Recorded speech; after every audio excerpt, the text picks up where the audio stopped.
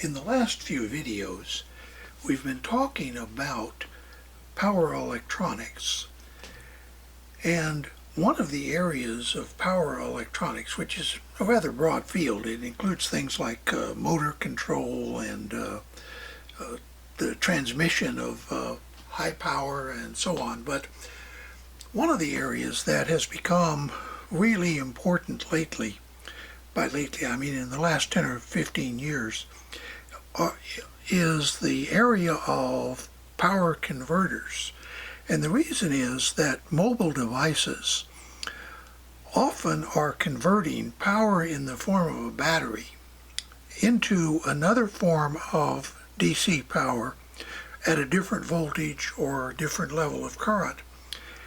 And the efficiency of these converters have become the most important issue, because the less efficient converters run your battery down a lot faster.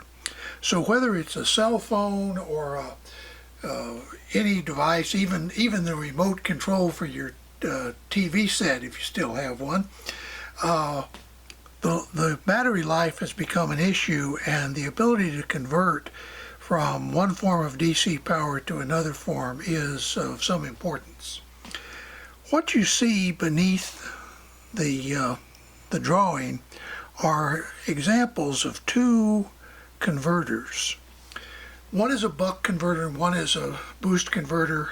I like to call them step down and step up, but at any rate, the idea is that, for example, a step up converter converts a battery voltage of say 6 volts to say 15 volts.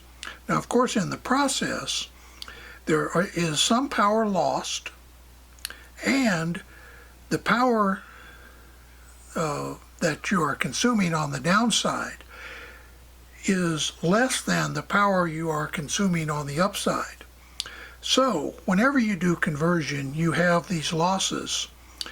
And when you convert, for example, with a step up, going from like 6 volts to 15 volts, you lose current. That is, you can't pull anywhere near as much current anymore as you could over on this side. Similarly, with a step down, you get a lower voltage, but now you can pull a little more current. So in a future video, we're going to actually look at these two particular kinds of converters. In fact, these two specific ones. They're little cheap converters you can buy on eBay or Amazon or anywhere. But what I really wanted to talk about is the types of converters, and then get into a little bit of the detail of how those converters actually work. And hopefully, at some point, maybe this video, maybe a future video, we'll actually talk about how you design these, or the reverse of that process, how you analyze these various kinds of converters.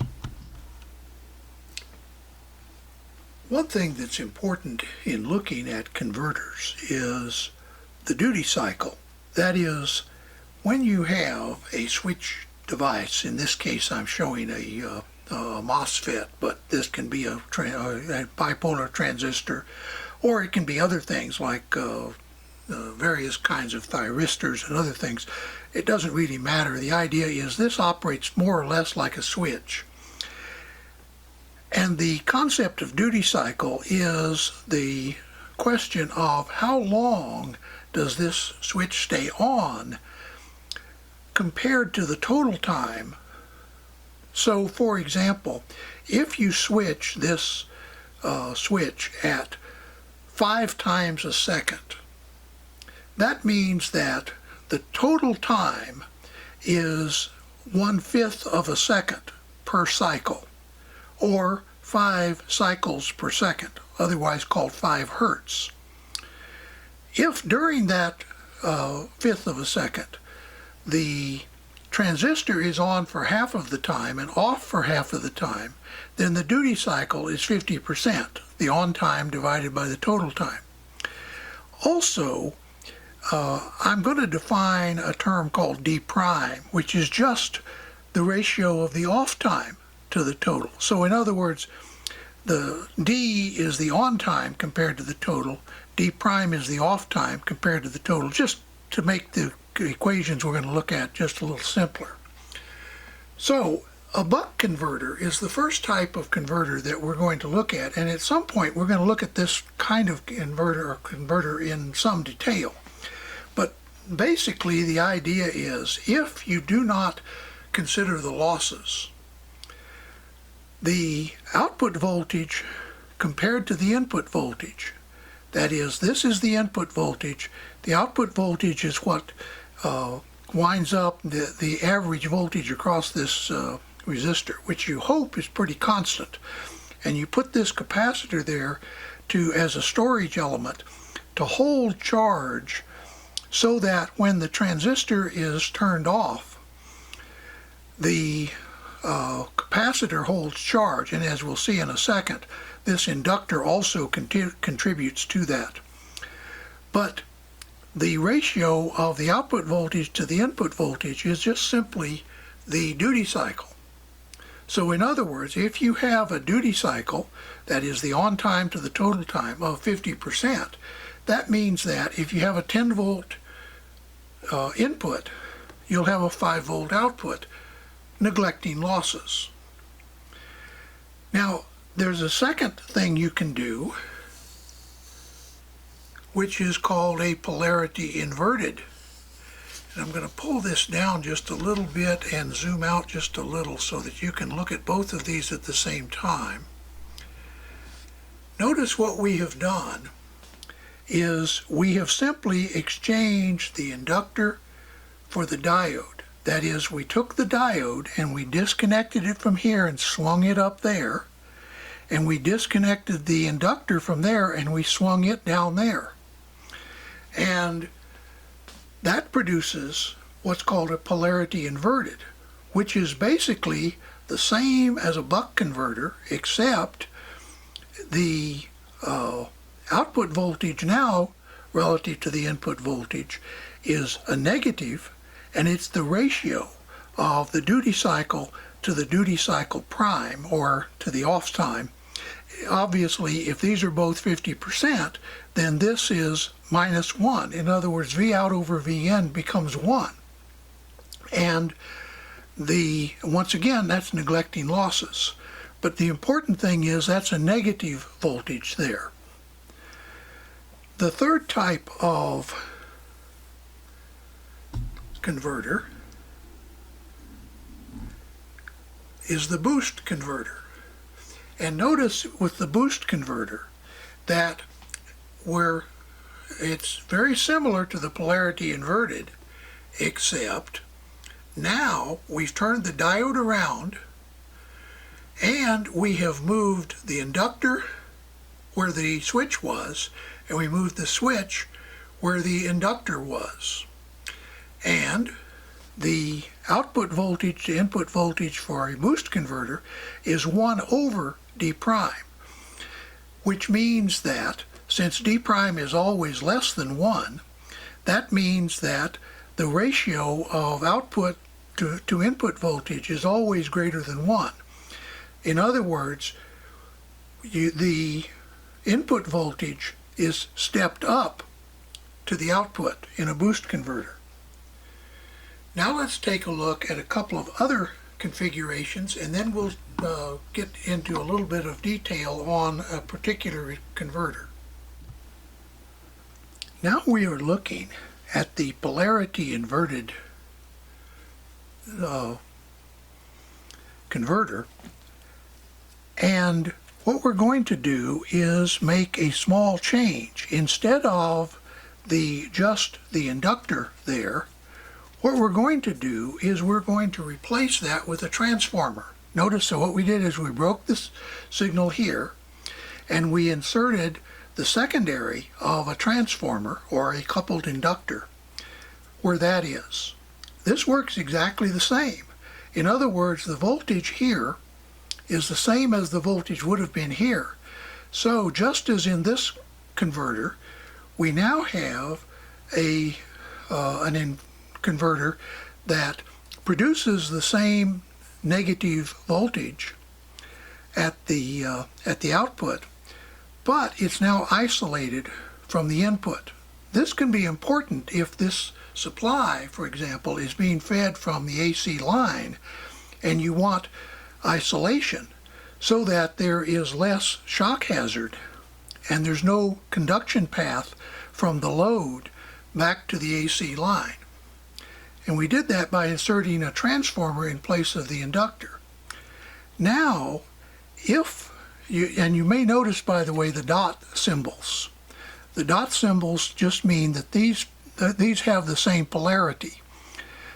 Now, if we do the same thing, but we reverse the dots on this side, in other words, what we have done is we have taken this transformer and just turned it over, the secondary just turned it over, so that what used to produce a positive voltage on one end now produces a negative and vice versa. Now, what we have done is we've also turned the diode around. Notice it used to point to the left, now it points to the right. So what has that accomplished? Well, now we are back to a positive converter. In other words, it converts the positive voltage to a positive output voltage, and it's isolated. Now, let's suppose that we, instead of this configuration, instead of switching the power to the primary up here, suppose we switch it down here. It's exactly the same thing. And now we have certain advantages, including the fact that now the transistor can be driven relative to ground. Let me emphasize that. Here, when you apply a gate voltage, you are having to charge the gate relative to the drain and source, and they are a part of the active side of the circuit. When you do this switching, it's basically you put the transformer primary above the MOSFET. Now we charge the gate relative to the negative or the reference, and yet we're still isolated. We still produce a positive output voltage relative to the input voltage, and we achieve the simplicity of being able to drive the gate of this transistor relative to the reference. That can be an important consideration. Now what we're going to do is we're going to go back and look at the buck converter and go into it in a little bit of detail. But before we do that, I do need to give you a few definitions that kind of summarize what we have seen so far. And I apologize for the busyness of this slide. I think you will see that it's all relatively simple. There's just a lot of lines.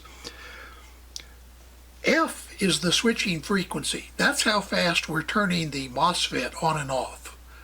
T is the cycle time, and it's just the reciprocal of the frequency. So in other words, the cycle time is the total of the on time and the off time.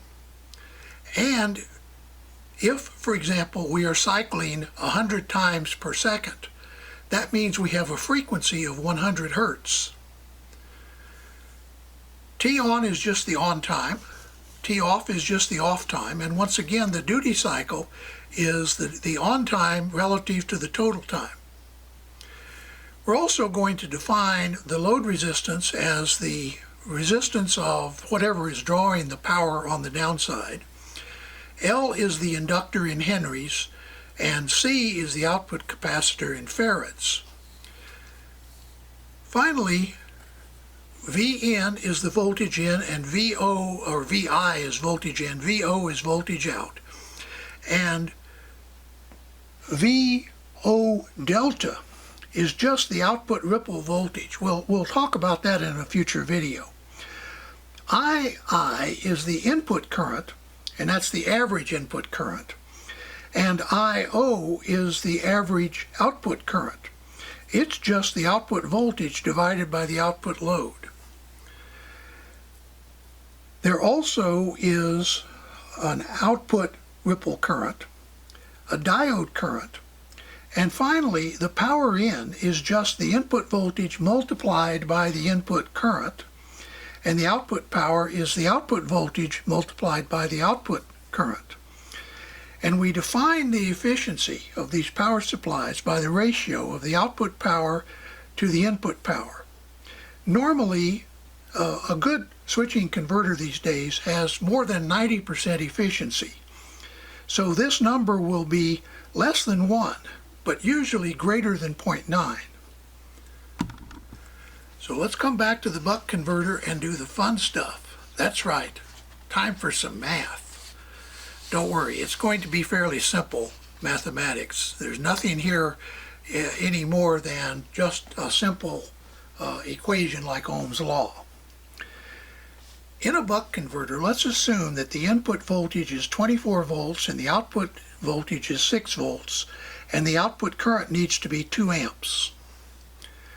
We compute the duty cycle, and once again, we start out by assuming no losses. And that's just the output voltage divided by the input voltage, which is 0.25. We're going to assume a switching frequency of 10 kilohertz, which means that each cycle of this buck converter is going to take 100 microseconds. We're also going to assume an efficiency of 90%. And finally, we're going to assume an inductor value of 1 millihenry, and we'll talk about why that is in a minute. So from that, we can calculate the on time and the off time. By the way, these two have to add up to that. We also can compute the output current ripple. That's the delta. And that's just the difference between the input and output voltage multiplied by the on time and divided by the inductor. So how do we get that? Well, the difference between the output voltage and the input voltage is the voltage across the inductor. And the current through the inductor is just the ratio of that voltage divided by the inductor. So that gives us this part, the difference divided by the inductor. Where does the T on come from? Well, the ripple is when the switch is on, because you remember the way a buck converter works. You push current through the inductor, then you turn off the switch and that magnetic field collapses and conducts through the diode called the freewheeling diode. All of that charges this capacitor, and the ripple on that output, which is the lowest voltage to the highest voltage, is just the voltage across the inductor times the time that the switch is on divided by the inductance. So in our example, we have 18 times 25 e to the 6th divided by 1,000 e to the 6th is 0.45 amps for the ripple current. And then finally, the output current is just the output the diode current is just the output current multiplied by the D prime. That's the off time, which in this case, the output current, remember we calculated or we assumed was 2 amps. So during the off time, that's 75% of the time, we multiply 2 times 75% to get 1.5 amps flowing through the diode. Why is that important? Well, we need to know how to size this diode. If we put a 1 amp diode in there, it's going to burn up. If we use a 2 amp diode, it will probably last a long time. Now, the input current is one of the last things we want to know, and it's just the duty cycle times the frequency, times the output current, times the efficiency, which is 0.25 is the duty cycle, 2 is the output current, and the efficiency is 90%. So we get 0.45 amps flowing in the input circuit. That tells us how much power we have to supply from this side. And then finally, we calculate the total power in. It's the power out, which is just the product of the output voltage and output current, and then divided by the efficiency. Well, the power out is 12, 2 amps times 6 volts, divided by 0.9 gives us 13.3 watts is the amount of power in. So what we have done here, and I've gone fast deliberately because I'm not expecting you to memorize these formulas on the fly. You may want to go back and look at the video many times, but what I wanted to show is you literally can describe a buck converter with a set of equations you can cover with your hand. Everything about it, from the input and output voltage and current, which then also tells you the input and output power, also the diode current, and the ripple. All the things that you may want to know about a buck converter. Now here we have done a kind of analysis, but of course you can run this process backwards. So, for example, notice that here we calculated a value of output ripple, knowing the inductance. If we move the inductance to this side and the output ripple down there, now we can compute the exact inductor value we would need to get a certain ripple current with a certain voltage difference between input and output, and so on. In other words, these equations can be manipulated by simply moving quantities from the denominator on one side to the numerator on the other until you get the formula you need for whatever you're doing, whether it's designing or analyzing. So I realize this is a lot of math, though it's really pretty simple math, but it's a lot of math, and it may be a little bit overwhelming, particularly to someone who's just come to this.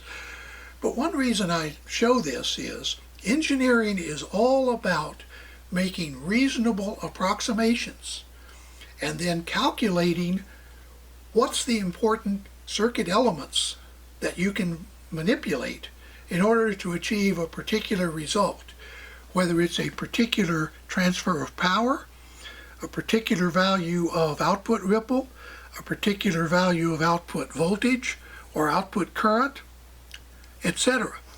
And allows you to do that, as we noted, by, for example, computing the diode current. And obviously, we can also compute the output load that we are driving. In a subsequent video, I may talk a little bit about sizing the output capacitor and a little more about accounting for the various losses in these circuits. But for now, I thought it might be a good way of showing someone who really wants to know this stuff that it's not that complicated. It's just a case of detail. So I hope you enjoyed this video, got something out of it. Maybe you'll go back and watch it a couple of times. It's not intended to be a one-time view. But if you did get something out of it, or you've just entertained by my messing around with all of these formulas, then I feel like that it's worth it. And certainly, I hope you'll stay tuned. Stay safe and have a nice day.